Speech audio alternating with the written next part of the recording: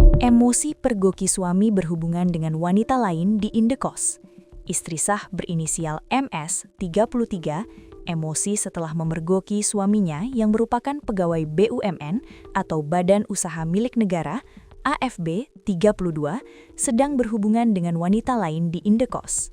Hal ini bermula saat MS berusaha menghubungi suaminya karena anak mereka sedang sakit di kediamannya di Namlea, Kabupaten Buru, Provinsi Maluku.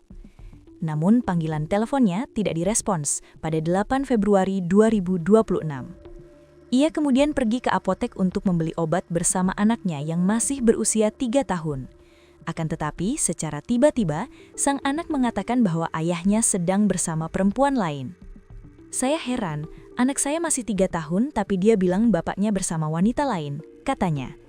Setelah mendengar ucapan anaknya, MS memutuskan mendatangi kamar kos yang ditempati suaminya. Setibanya di lokasi, ia melihat mobil kantor yang biasa digunakan suaminya terparkir di depan kos tersebut.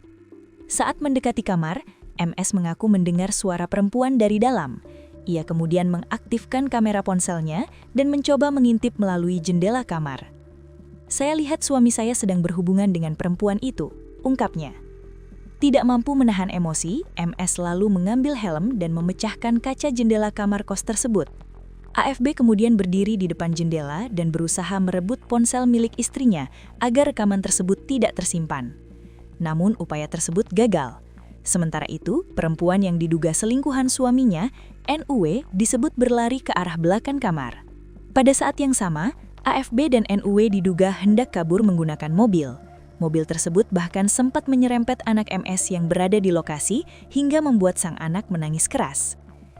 Ia melaporkan tindak kekerasan dalam rumah tangga atau KDRT, perselingkuhan dan perzinaan yang diduga dilakukan sang suami. "Malam itu juga saya langsung melaporkan kejadian tersebut ke Polres Buru," katanya.